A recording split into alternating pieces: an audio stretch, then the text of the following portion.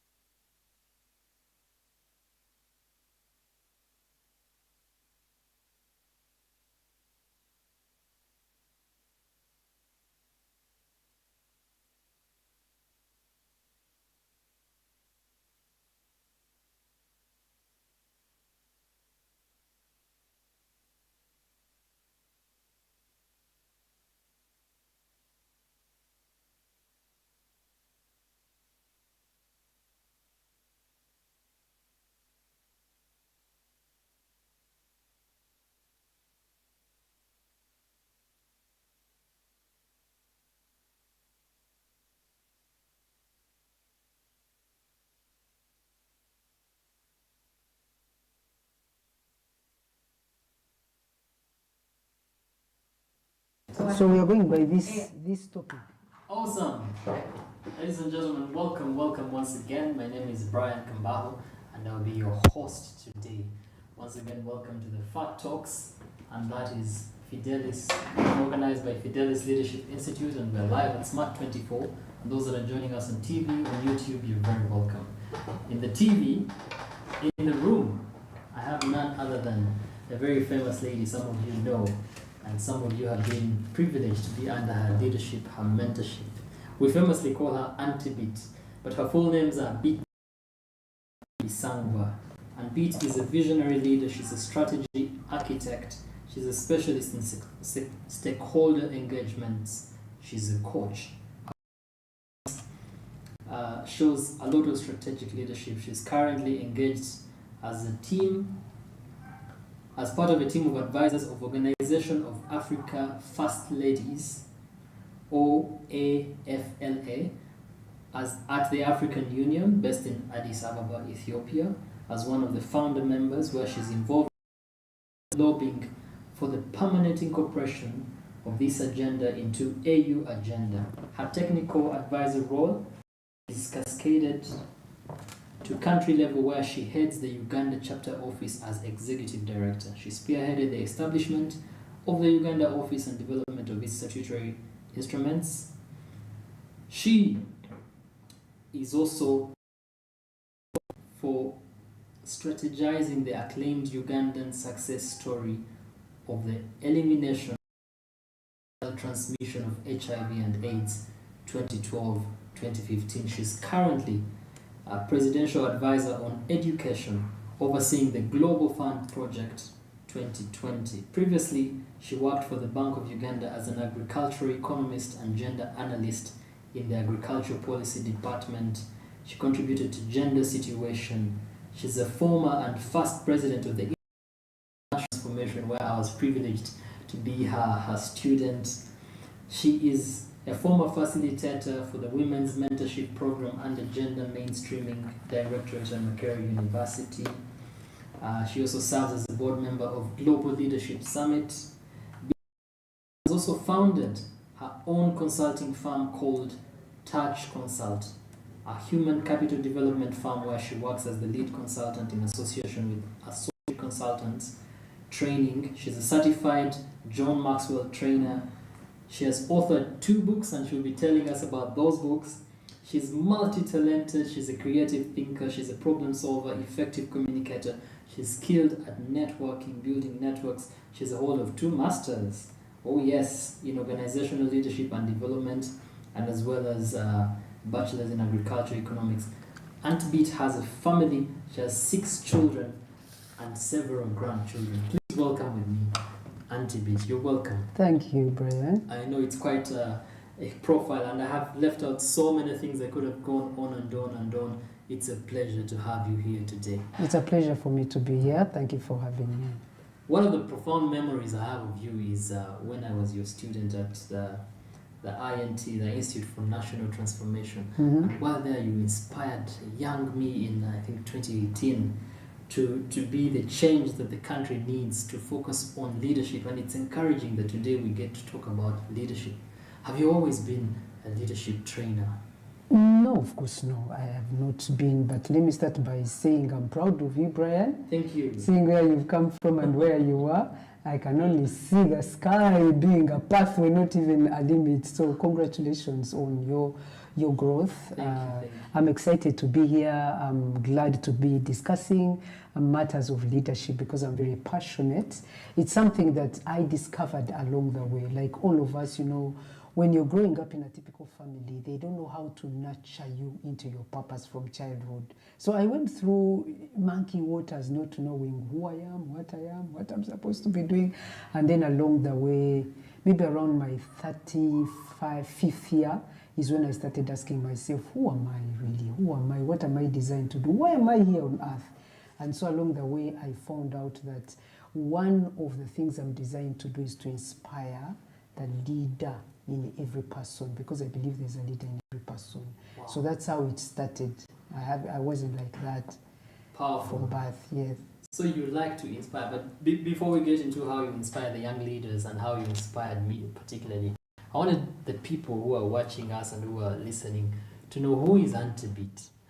If you were to describe yourself in I don't know, in a short paragraph, what would you say?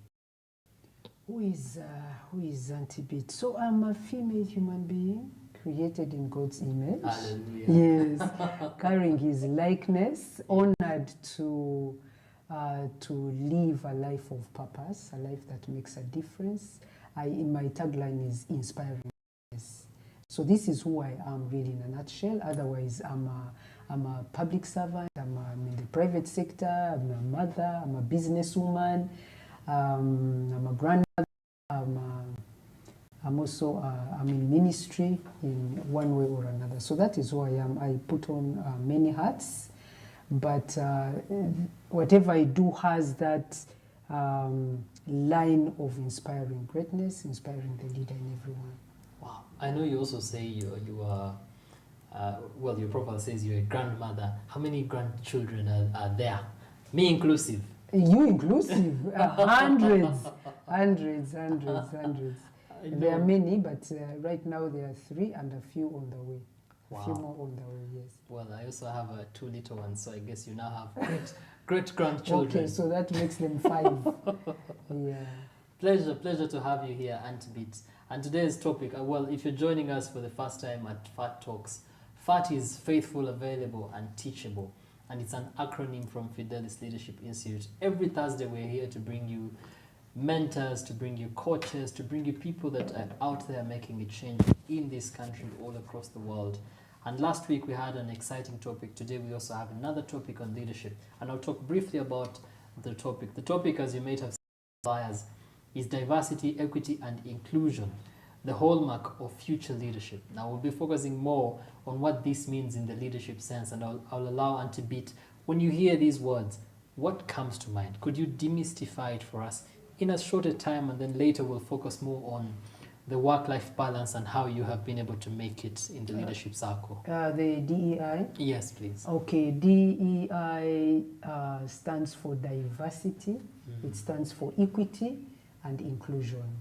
And I know we are saying the hallmark of future leadership, but it was also the hallmark of the past leadership. Whatever successful leadership there was, it had to take care of diversity, take care of equity, and take care of inclusion.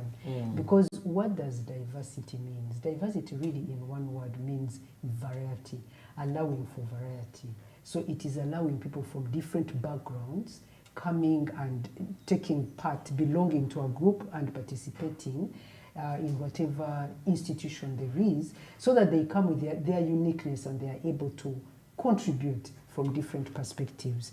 Equity is about enforcing equality and equal standards. Equal standards. It's about justice. It's about making sure that everybody gets the justice that is due to them, really in simple words. And then inclusion is allowing people to belong, allowing people to be part of a team, to be part of despite their background, despite their age, despite their race, despite their whatever, their sex. Yeah, so that's, put simply, that's what it means. You cannot have effective leadership without these characteristics. I know. Though, of course, currently there's a lot of controversy about them, and in some quarters they've been abused and misused and leveraged for maybe personal ambitions and selfish ambitions. But really looking at them as words, the way they were meant to be in the past, you realize that leadership is about creating that environment where everybody thrives, everybody belongs, everybody accesses justice. That's it. And speaking about the leadership and the time that these words first came up, I wanted us to retrace our steps to your time when you were in your 30s or in your earlier years, as you mentioned, when you were self-discovering. What was the leadership scene like at that time? And what could you say has been transitioning?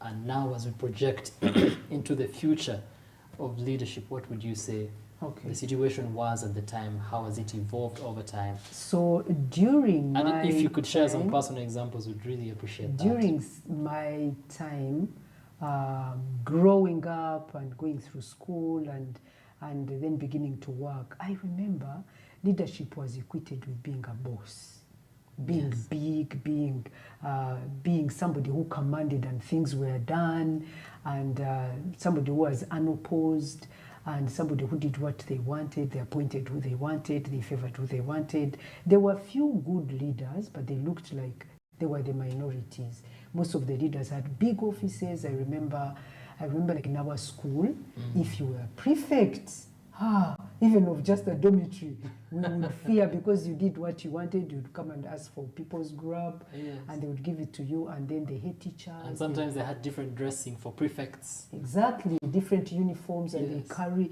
recently we visited a school where these A6s are the prefects, and they have different colors of uniforms, and it came with that aura of, and then I started working, and then I realized that's the stereotype I had, really, that a boss is a boss. You have to, and then with time, I realized the notion of leadership, the more I learned about it, the more I came to understand about it, I realized that leadership is about influencing while serving people, empowering people, building teams so that you can achieve a given goal.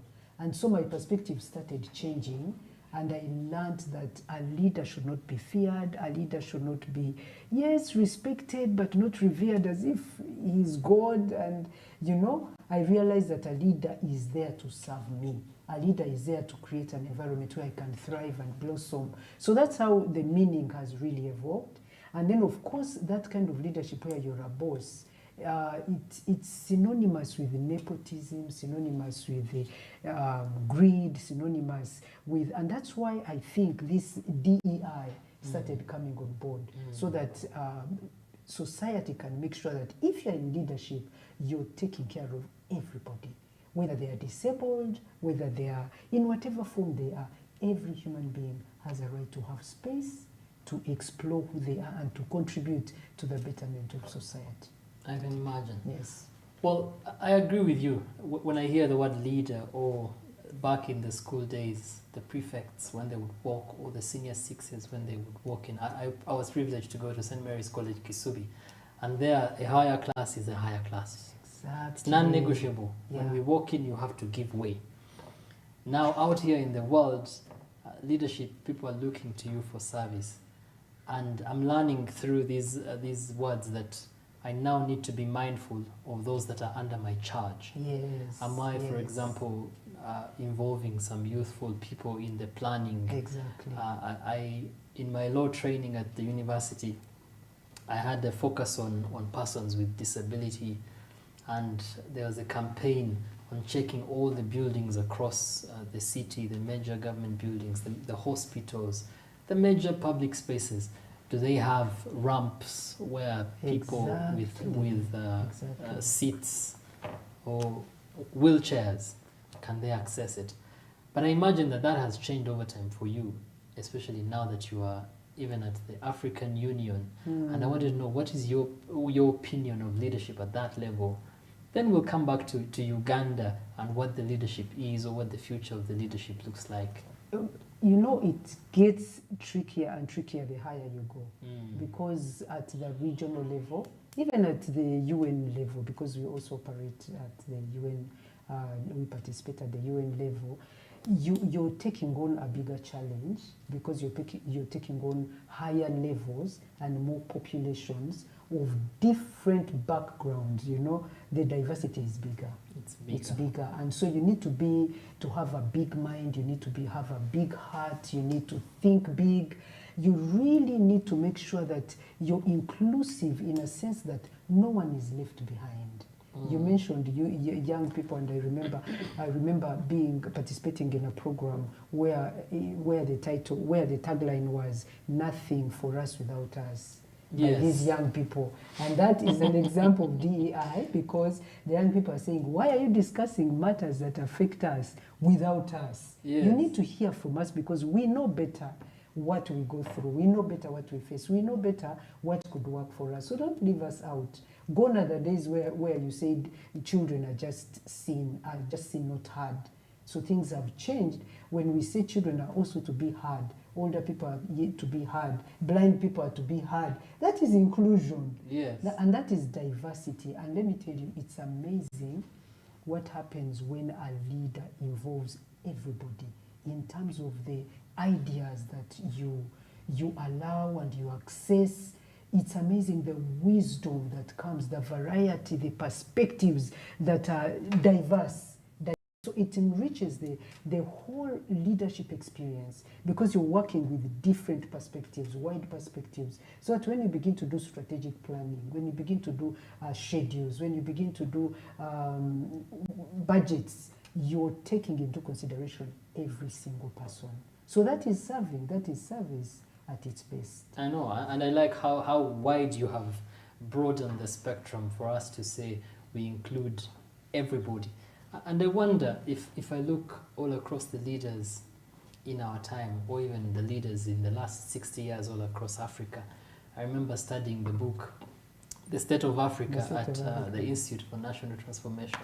And it's amazing, the leaders we had 60 years ago when we were getting independence, and now that it is 60 years later, there's a question, has the leadership changed?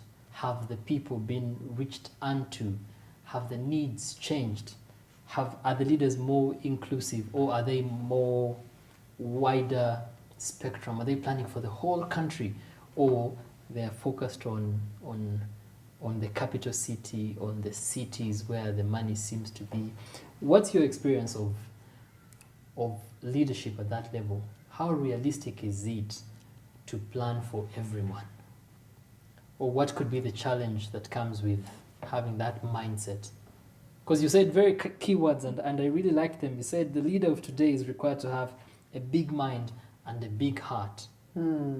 help me break that down for today's reality. So what happens is that the reason we have structures at different levels, Yes. you have structures at government level, then you have structures at district level, then you have structures at local level, you have structures at household level. The idea is that they can then be represented from down, and they come up, so that ideas are got from down and then they are consolidated up, so that when policies are being made, laws are being passed, strategies are being designed, everybody has been taken into consideration.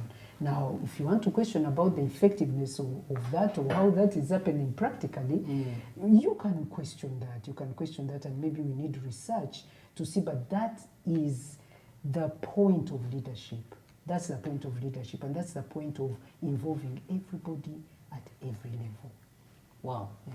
Very, very profound. Now, Antbit, I wanted us to move a little bit towards your experience, because I know you've been able to balance so many things, and I want you to tell us how you have done it. I'm not sure about being able.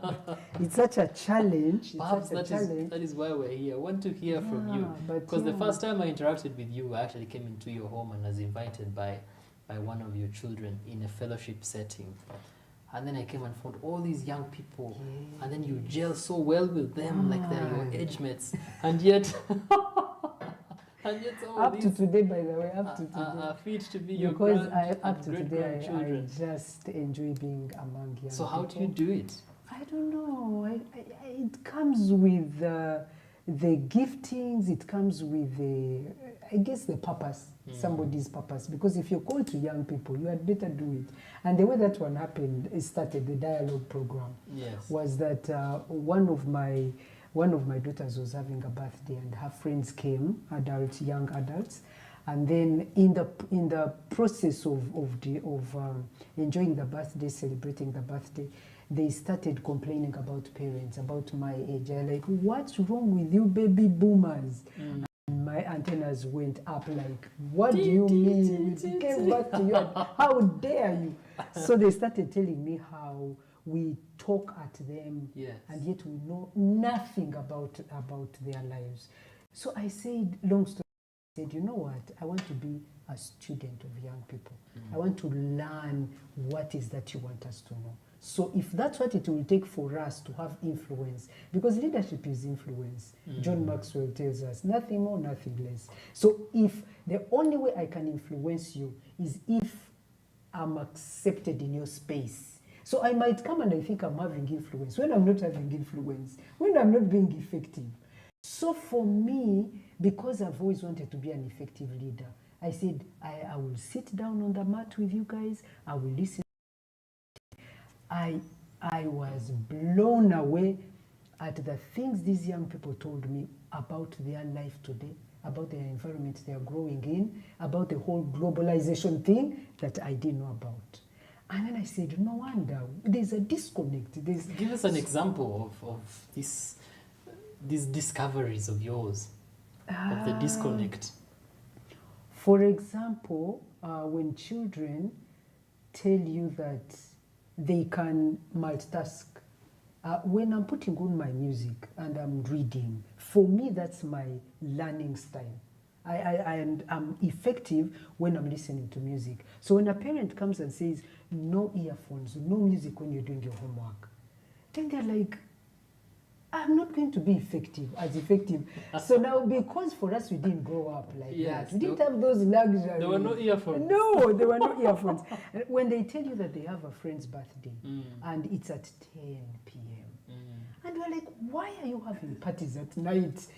I mean, you have a whole day to have these parties. That's how it is. That's when young people get together these days. So just trust us. You've brought us up, allow us to be that, because it's not going to change. It's not going to change. You're just going to annihilate us. So those are some of the few things that I can think about. I know. I'm also being blown away. And then the assumption that they don't know a lot of things. They're like, we know a lot of things. In fact, we are overwhelmed by knowledge right now. We know more than you think we know. So when you're talking to us and you're engaging us, even in matters of sexuality, can it be a conversation? Because you're assuming we don't know, but now we know. I know that we live in the age of information, Yes. and this information is free everywhere. So if you're going to be a leader, be mindful that people know everything that you're doing, but the people that you're speaking to also know a lot more than you probably know. So, anyway, I think I interrupted you. You were about to give us another example, or you were about to give I'll us give you many examples. a I'll give you highlight. many examples about the disconnect Yes. or the highlight for. for the leadership and how you are balancing. Oh yes, the way I'm balancing. So, for example, at that point, I was really, I had time on my hands. Because after the process of learning what effective leadership is, especially for me, the biggest was to learn to work smart and not to work hard, because hard work doesn't equal productivity, Yes. and hustling doesn't equal fruitfulness. So I learned a few things like delegating, and so I started having some time on my hands, and I'd also learned a lot of things, and I felt I could actually help some young people who are curious. They want to know how this life is done in adulthood, those who are starting out in adulthood.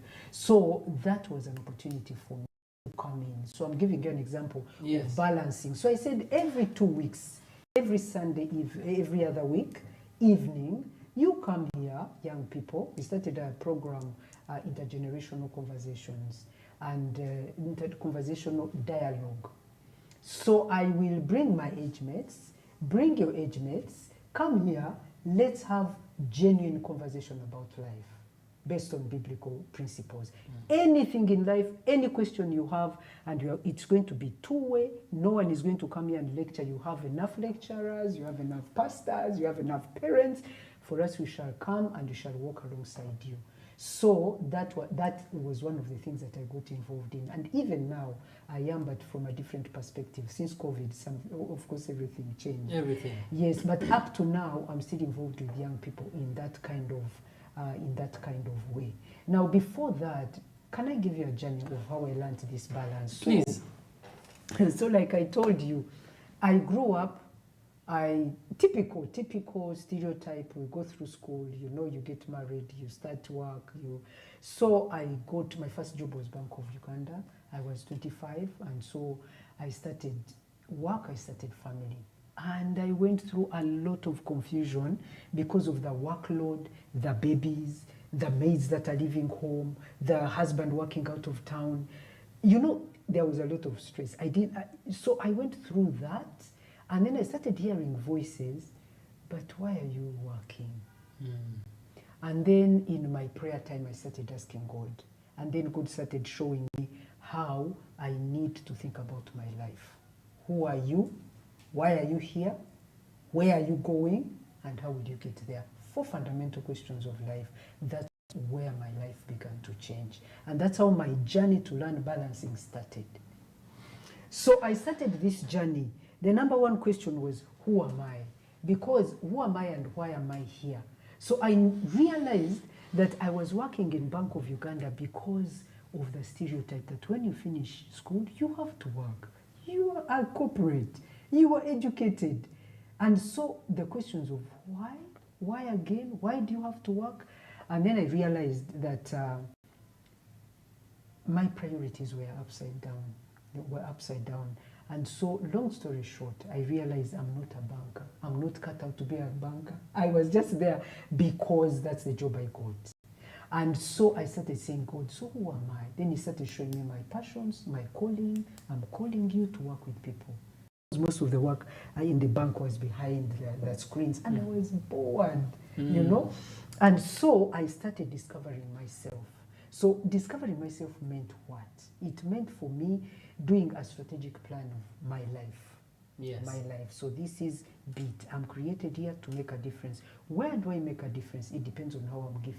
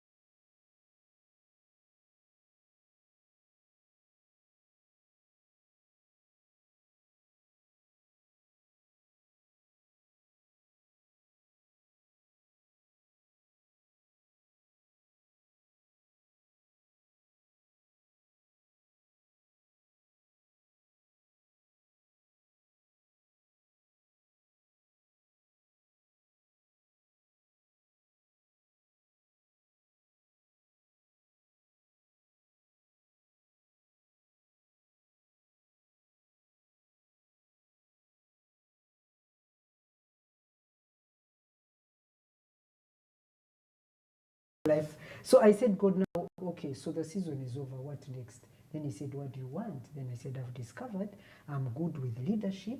I'm good with management. And so I want to engage in the marketplace. But my engagement is not going to be typical 8 to 5 job. No. It is a job where I'm using who I am and I'm throwing myself in the work, but I'm planning it myself, I'm determining my timelines and whatever. I remember sharing with my friends and they laughed. They said, where is that job? In Uganda? Are you dreaming? I said, okay, you're going to know that I serve a big God. Yes. If that job is not there, God is going to create it. Indeed. And for sure, I was called for this job where I had to start by defining what the vision will be, the mission will be, objectives will be. I was even given space and they said, partition the office. I said, this is it. Because one of my strengths is pioneering. What am I saying? In balancing, it starts with knowing who you are and what your purpose is and walk in that. Because when you're still just doing a job for the sake of job, when you're still trying to make ends meet, you'll be caught up in a confusion because you're not operating as you. So it will clash with you and who you are meant to be and what you're meant to be doing and where you're meant to be going. So when you discover who you are, your purpose and where you want to go, then things begin to fall in place and then you begin to do the scheduling. And then you put systems in place. One of the things I had to do when I went back to work was to put systems at home. Yes. Create systems. Systems are the true transformation. Systems, because at home I now knew I wasn't going to be home. So who was going to take care of shopping? Who was going to be in charge of cleaning the house? Who was going to be in charge? So I had to define the systems, the processes, make budgets, train my workers, because I realized the time home is not value for money for me. But it is for the workers if you handle them properly. So you delegate effectively, the home is running effectively, it releases you to go and be in the marketplace. And then you have a system of getting feedback, a system of doing evaluation, M&E. You know, all these things we do for institutions, by the way, Yes. they are meant also to happen at home. So I went and I started working. Then I started applying the principles that I had learned about leadership, strategic planning. Wow. Strategic planning. This is powerful. I feel like I could just sit at your feet and listen to you the whole day because you have a wealth of wisdom. And I like how simplistic you've broken down the work-life balance, bring it down to the home level, because you're full of how your work affects your life. Exactly. And if your life, your actual home, your private life, your children, where you stay is in chaos, then you're not going to be delivering effectively. But then for the person that is recently employed or that is recently hitting the market, or that is like me, I've just changed career from private legal practice. I've now recently joined a bank, and I'm thinking, okay, this is where I am now. This is the season. I've just had a new baby, and I'm thinking I also love people. I am passionate. I want to lead and make an impact. How would you encourage a young person to focus, to have that mindset with the demands of today's world? Because the demands are so many. They may not have the time to pause and say, okay, let me think. While they're doing that, they need to earn the bread of today. Yes. What would you say? Brian, I'm sorry, but you have to think. I have to. You have to. You have. Indeed. There are certain things in life that are priority. Yes. You have to think. One of the most important thing, and I teach it. I have an online masterclass. It's called the Thriving Woman Masterclass. Yes. And you have to think. You have to give yourself time to think. All of us are given 24 hours in a day. Okay? And so in that time, you have to give yourself some time to think. In fact, you must start with that. You're thinking, you're reflecting. What are you thinking? You're thinking about the things you have to do. Okay, so I have these reports. I have these people to meet. I have the place to go and speak. I have to go and market or sell this. and then you're putting everything in front of you. Thinking, planning is very important. So you say, just yesterday I was having a strategic plan with my assistant, and then you say, okay, so I'm going to do this, and then you assign time. You assign time and you say, I'm going to start with this, I'm going to prioritize this, then after that I'll do this, then I'll do this, then I'll do that. And then you stick to that. You stick to that. The problem I've found is that we have many distractions. Yes. We have many. Before this, we're jumping. Exactly. So focusing is not, I found for me, I've always had a challenge focusing. I have to force myself to say, I said these 2 hours, I'm going to work on this report and nothing else. So I will switch off my phone, I'll make sure I'm in a closed place because I'm easily distracted. Even an ant moving will distract me. So I'm telling you the truth. So balancing means you're focusing on what you set to do that hour. When you're done, of course, everything is with flexibility. So when you're done with that, you say 10 to 11. I said I met a friend who was concerned and said, but Beat, you work so much, you're very busy, I'm concerned about your life, you know, you have to have a balance. I have a friend who recently broke down, and I said, don't worry about me. I look busy, but I take care of everything. I schedule everything as long as it's important to me. Whether it's a gym, whether it's a salon, whether it's a friend I have to meet, it's as important as the work I have in office. Correct. But I know what to prioritize. If in this season we need money for school fees, I have to make sure that I'm doing deals that can wait, I'll come back. But you see, I first have to have the whole picture. There is somebody who trained us one day on the 7 F's, sphere of life. Yes. And he told us, look at your life, look at your faith, look at your fitness, look at your finances, look at your family, look at your friends, you look at, and he says, keep that big picture, and at the same time, focus on what you're doing right now. Have long-term plans and goals, but each day live it as if it was your last. So that balance will help you. That balance, and then have a schedule. Have a plan, because I know every morning on a typical day, it gets disrupted every now and again. But on a typical day, I know when I wake up, I will do this, I will do this, I will do this, I will do this. So there are certain things which are almost cast in stone unless I travel and then, you know, but you have to have a schedule. Many people who tell you they are busy and then they are canceling your appointments and what, usually it's not the business, it's the disorganization. But when you're organized, you tell somebody, no, I can't make it tomorrow, let's do it next week. So when you say yes to a person, then you commit and schedule it.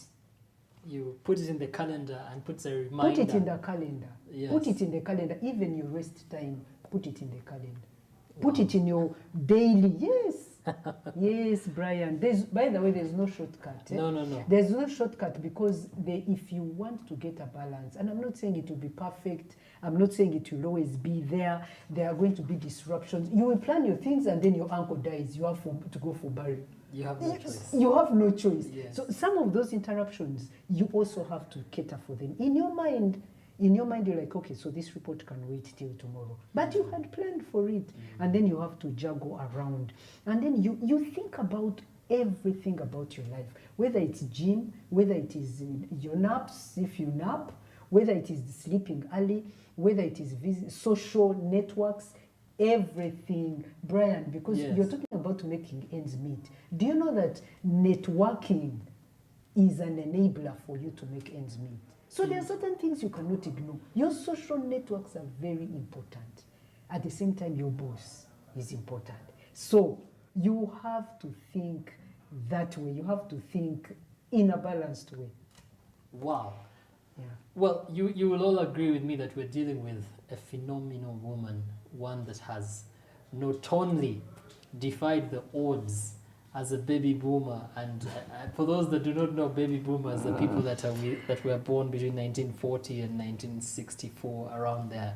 So, and yet she's juggling at the national stage, at the continental stage, down to her community, down to the fellowships. She's running her own masterclass. She has a group of Rema Women's Space that she's mentoring.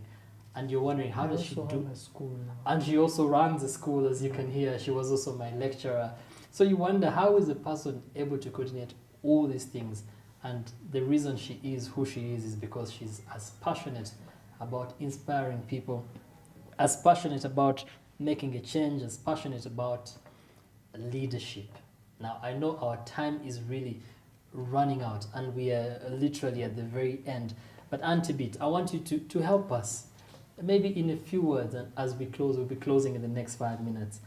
How are you able to coordinate at the African Union and UN, at the national level, with the organization of First Ladies, with these women's spaces that you are doing, and then still be available even to make time for today's talk show?